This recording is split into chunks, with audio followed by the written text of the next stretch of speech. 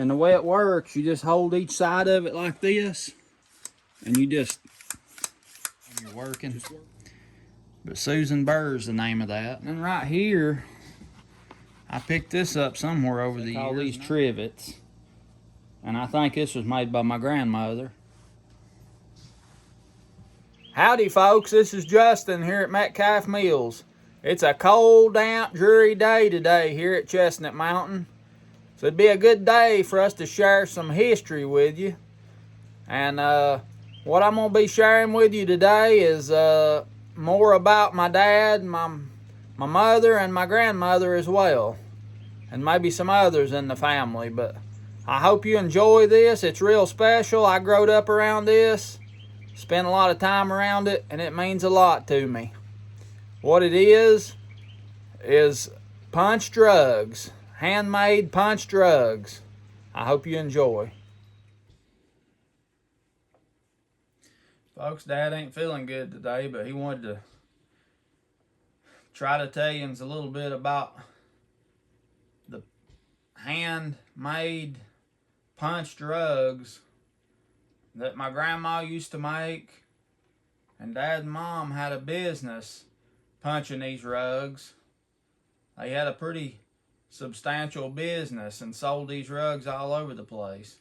They had several people that punched these rugs for them, and we was going to try to tell you a little bit about that. Dad don't really feel like it, but he said a minute ago, he said we need to get it on there while I can, so we're going to try to do that. Hope you enjoy it. I was a boy about, probably she punched drugs several years there. She'd help buy her food making those rugs. She'd go to Iceville somewhere and get, they call them rug socks. Rug socks. Yeah, there's a white material that looked just like a sock that didn't have no heel or toe in it. They'd put them on the broom handles and cut them, string so much to make the rugs. So she'd bring it home as white, and she'd dye them the color she wanted the rugs and dry them on the porch. And she'd sell those rugs, she called them. They was diamond-shaped rugs, one of them oval, well, both of them was oval-shaped. And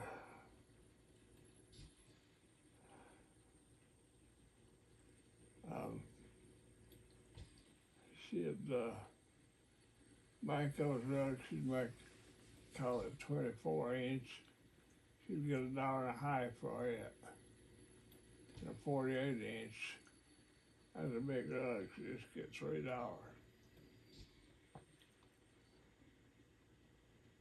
So it was a diamond pattern on these rugs that Grandma made.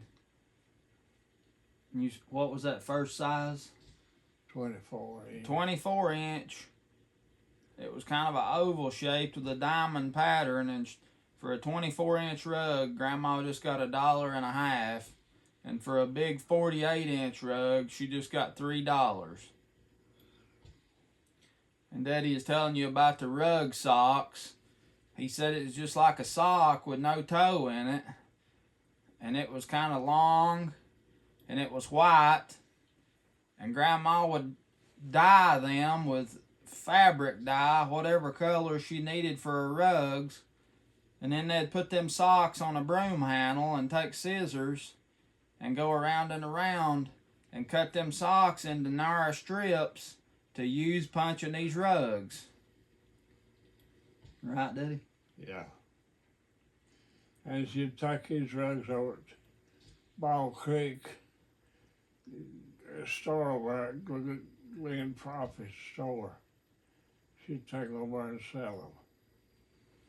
So Grandma and Pa would haul these rugs over to Ball Creek in Yancey County. Glenn Prophet had a store over there, and that's where they'd sell them.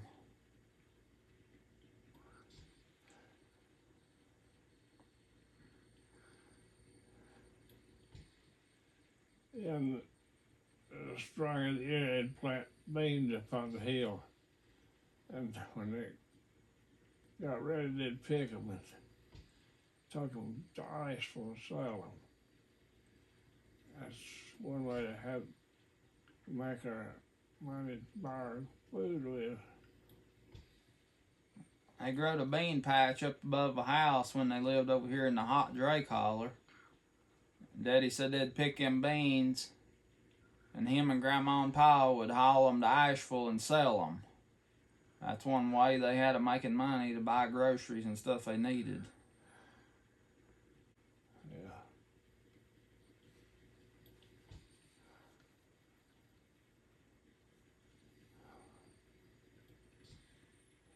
Yeah. I don't remember how long it'd take her to make one, but it'd take a pretty good while. Punch one. Is the needle she used as punching needles the same as them young's used, or was they different? No, that's the same. Was it? Yeah. Yeah, that's the same. Thank you, Daddy. I know you didn't feel like doing that, but I'm glad you wanted to. Yeah, I wanted to tell people about those drugs. Because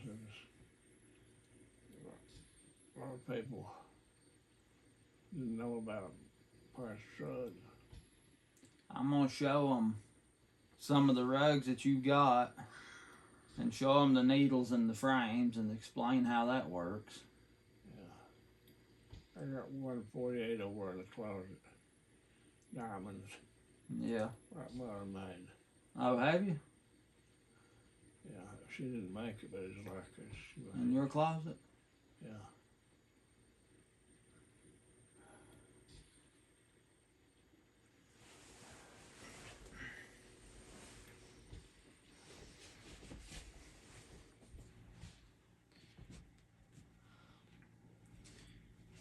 Alright, folks. Right here is a diamond pattern rug that Dad was talking about. That's the one like my grandmother made when Dad was a boy. It's got the diamond pattern around the outside of it. Grandma didn't make this one, but that's the style rug she made.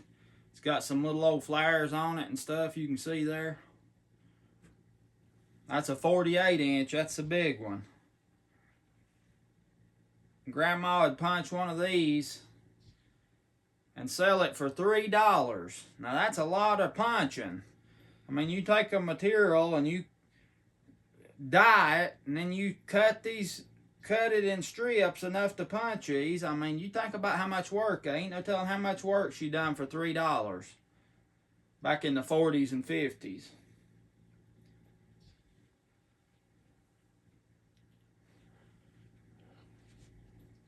That's why I like that rug. It's a pretty rug. Yeah, it is.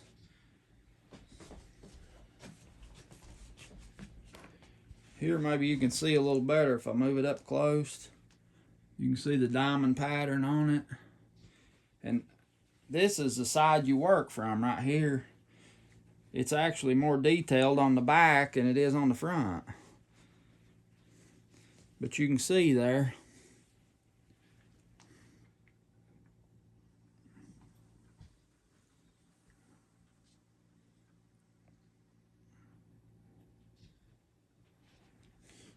You can see there how pretty that is and how detailed it is. Like I say, that's the back side. That's the back side of the rug after it's punched. It's punched on burlap. I'll tell you about that and show you how it's done, but you can see where Mother hemmed it around the outside edge here. I guess Mother hemmed this one. They hem that burlap back all the way around the outside edge. And right here you can see Mother and Daddy's little business tag they had on there, little business card. G&K Handmade Wool Rugs. That's Gerald and Katie's Handmade Wool Rugs. This rug was $95 when they made it and sold it. Boy, that's pretty, Deddy. Yeah. I don't think that's wool, but these right here is. That fox. Say this one ain't wool here. This is regular material. Yeah.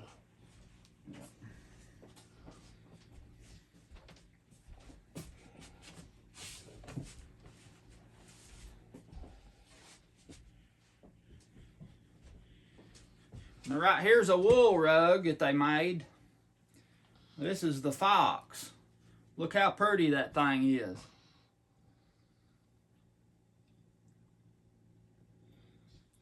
Ain't that a beauty? That's beautiful, Dad.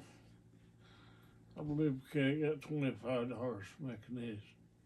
Old red fox, $25 she got for making these rugs. Boy, that's pretty. Here we'll show you the back of it, and more you can see it in better detail on the back of the rug. See that pretty fox? You can see how it's hemmed around the edge. We fold that burlap down double and hem it. Well, Dad, that sure is pretty, buddy. Yeah, it is. I like that. Jim's had a real craft to doing that. Yeah. Katie had 2 or 3 patterns. She made a fox, and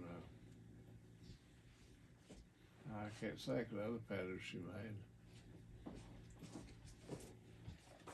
Praise God. What, Daddy? I said, praise God.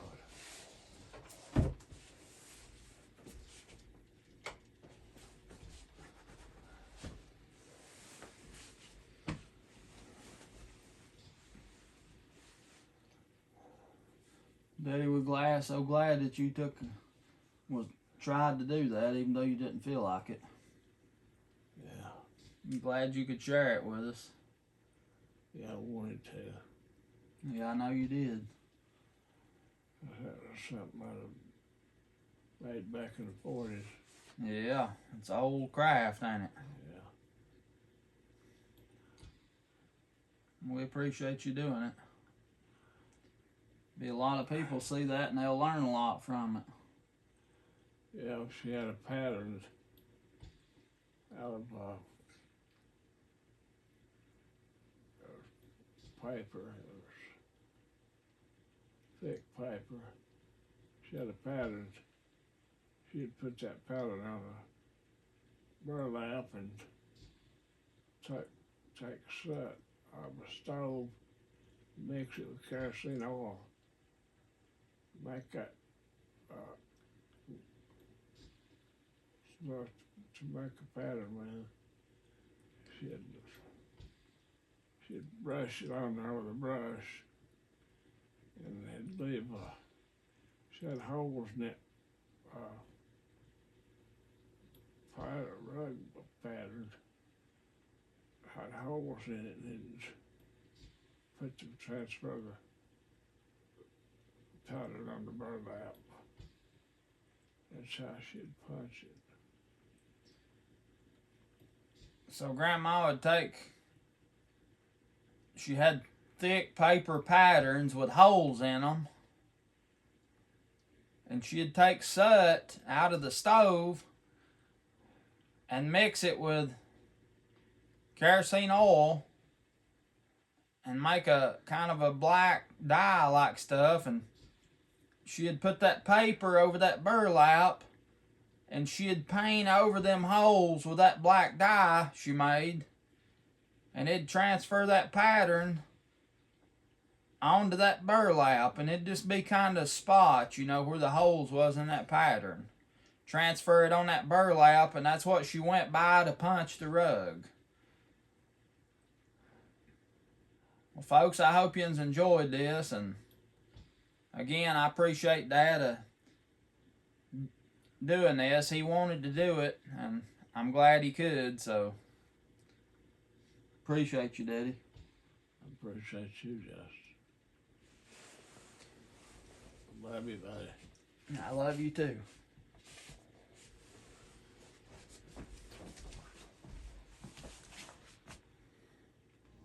When Dad said praise God, he was giving thanks that he was able to do this video. He's always been a man of strong faith, and he was giving thanks that he was able to do this. He's been wanting to do it a long time, and I'm so thankful too that we got it done. Amen, Dad. Now, folks, behind me here, you can see this is a rug frame. And what it is, it's just a little wooden frame, and it's got nails, finish nails, tacked all the way around the outside, about every 3 inches or so, all the way around the perimeter of this thing.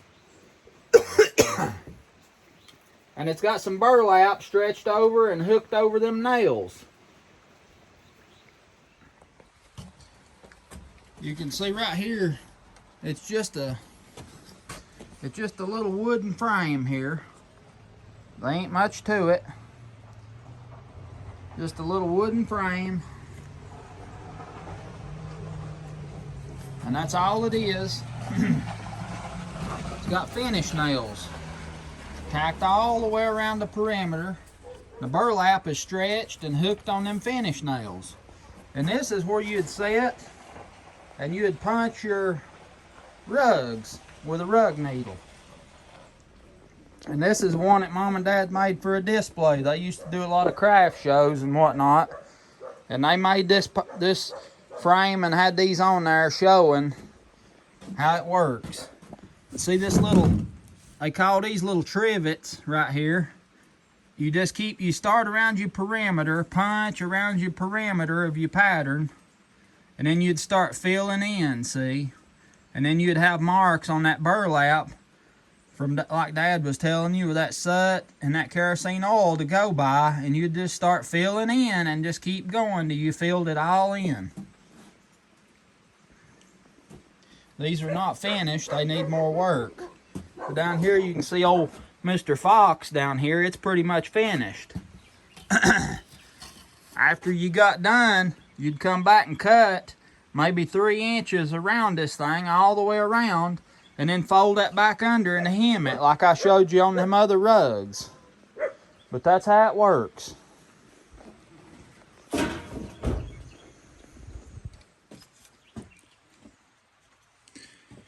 And folks, right here is a rug needle. And this is the tool that's used to punch these rugs. And the way it works, you just hold each side of it like this, and you just work it just like that. And how that works is, this right here, it's a little rusty there, it needs to be cleaned up. But that's called a stepper. And then this point is called the needle, because it's the sharp one, and that's what goes into the burlap. And when you come down, your yarn goes through this hole right here and comes out. And when you go down, that stepper pushes a measured amount of yarn through the burlap and leaves a loop on the other side. And when you come back, it grabs another loop and grabs another loop. And you just keep going with it. And that's how it works. I'll show you how. I've got our yarn here, just on a spool. What I'll do is, you want about 5 strands of some fine yarn like this at least. Well, 4 or 5. Because this yarn right here, it's too small to, to be enough to make a good loop and have enough material to show. So we're just gonna make about 5 strands.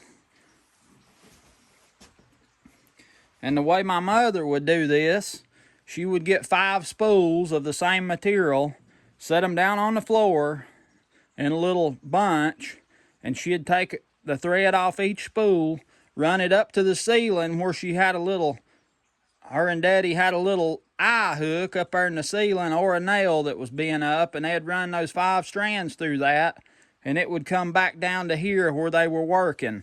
And as they punched, them 5 strands would come off the 5 spools, go up and come down together, and they would punch it that way. But what we're going to do to set this thing up is we're going to run our 5 strands right through this little yarn eye right here, out the other side. Get it through our needle here. Just like that.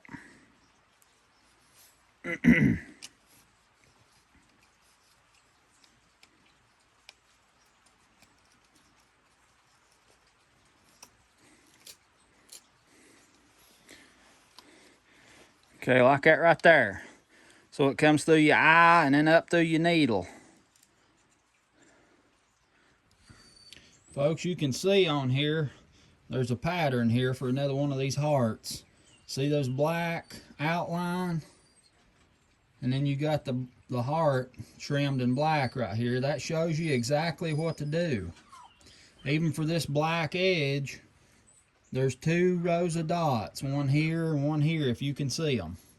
And that's how you know how to punch.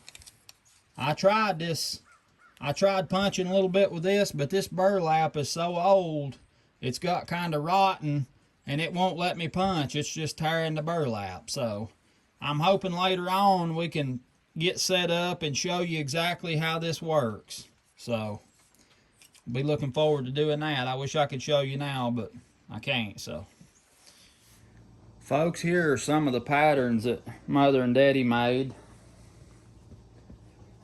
That over there's the loon. This is the Scotty dog. I don't know the name of this big pattern up here on top. But this one is, I think it's a log cabin's what they called it. They call this little piece a trivet. Just something to set around on a table or something. They called it a trivet, and this is the log cabin pattern. Same pattern here, the log cabin, but this size they called a chair seat. They'd put these in the, just throw it in the seat of their old chairs and pretty them up, you know, make them look good, and they'd sit on them. But you can see how beautiful that is. And like I say, this is the side you work from. The back is the side you work from. The back meaning what lays down you don't look at. That's the side you do the work from. And then the front of it is actually the back, what is on the frame that you're working from. You see, you look at the back side, because that's where your loops are at. See all those little loops there? How that rug needle loops them out?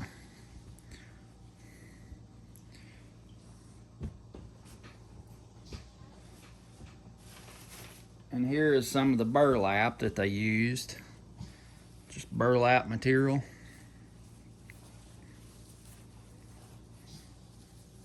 They used to buy this in big rolls. It'd be in big old rolls, and they'd cut off what they needed. And right here is a small rug pattern. I don't know the name of this one, but it's like for a chair seat size pattern.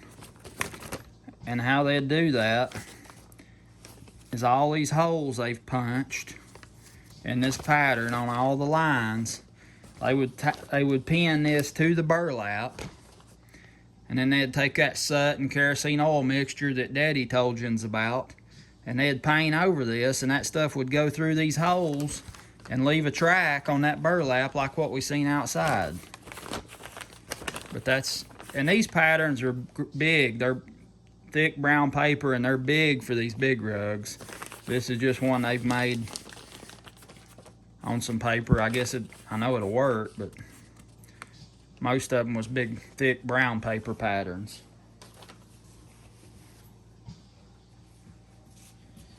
And then their yarn, their material would come in spools of different sizes like that, different colors, different types of material on a little cardboard type spool. Not cardboard, but thick paper spool. And I remember when I was little, they'd go get this material by the truckloads. And they had a lot of it, still do have a lot of it. But so right here's the needle that I showed you. This is the most common type that I'm familiar with. It's about what my mother used. this style needle. And here's another needle that's it's kind of a fancy little rug needle. And the name of these things is Susan Burr, Holly Associates, Torrington, Connecticut. So these Susan Burr rug needles were made in Connecticut. They're real fancy looking. They got these little indentions here where you put your thumbs when you're working. But Susan Burr's the name of that. I don't know how clear it is. Let's see, it looks pretty clear, don't it? Susan Burr right there. It's the name of this style needle. Kind of one of the fancier rug needles of the time.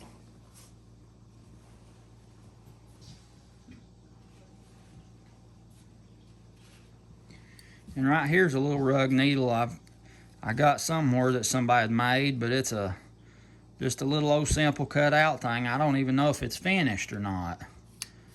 But you can see that needle there, and the stepper would come down, push the yarn through the burlap, and it'd keep going. But that's a odd little rug needle.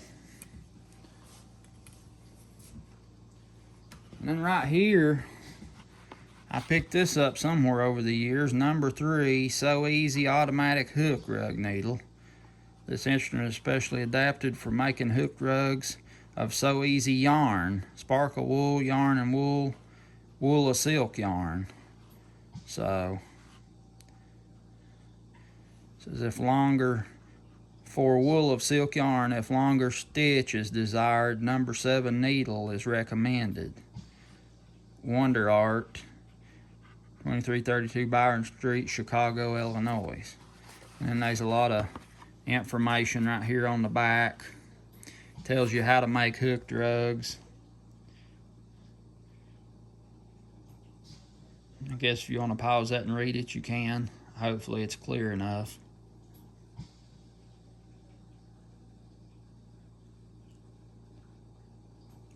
Maybe right there is a good clear shot.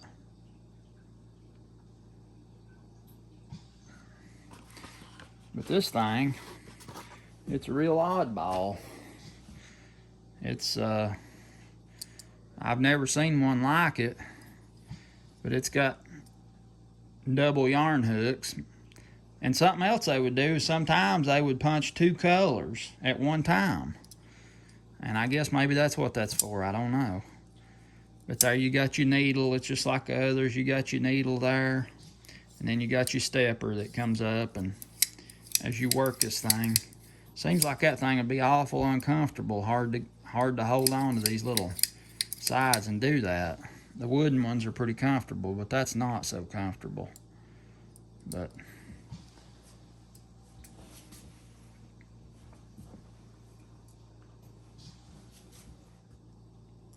there it is, folks. That's a lot of information on these punched rugs. It's been made for years here in the Appalachian Mountains and maybe all over the place. I don't know if they's making these Susan Burr needles in Connecticut and this thing up here is made in Chicago. Why, I don't know. Maybe they made these things all over, but they're real prevalent around here in these mountains where I was raised here. So something you wanted to make sure didn't mess with your rugs was a kitty cat, because they'll take them claws and they'll undo it, and that'd be real hard to fix back. Had to keep the kitty cats away from your rugs.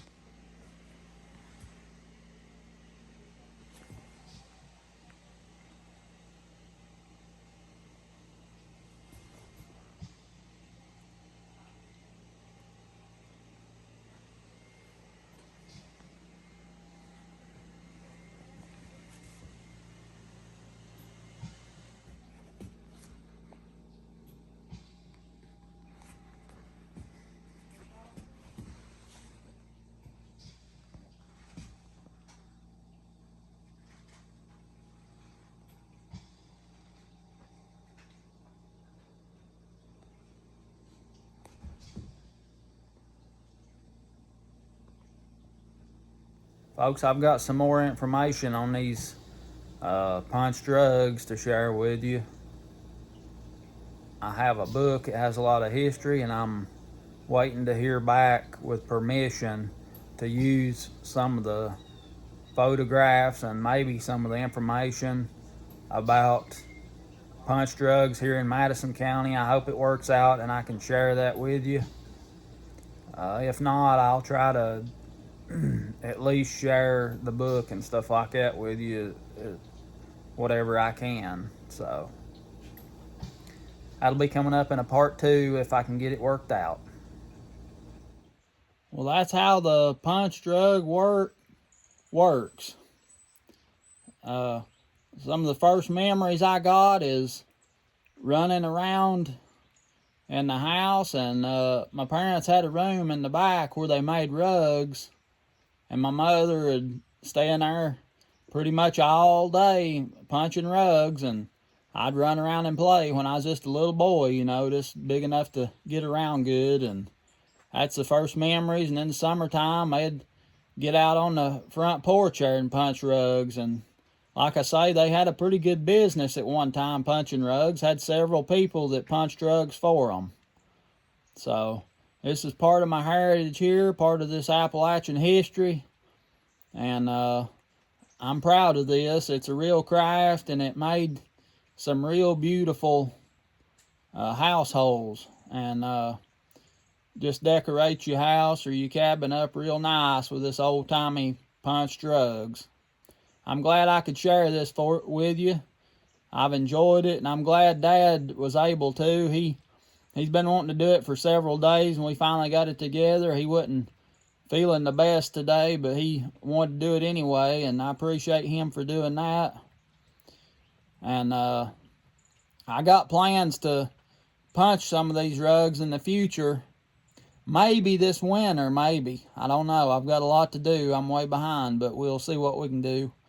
But I definitely want to do that at some point and go through the process. And this is something that needs to be preserved. It don't need to be forgot, like a lot of other good history and arts and crafts and these mountain ways.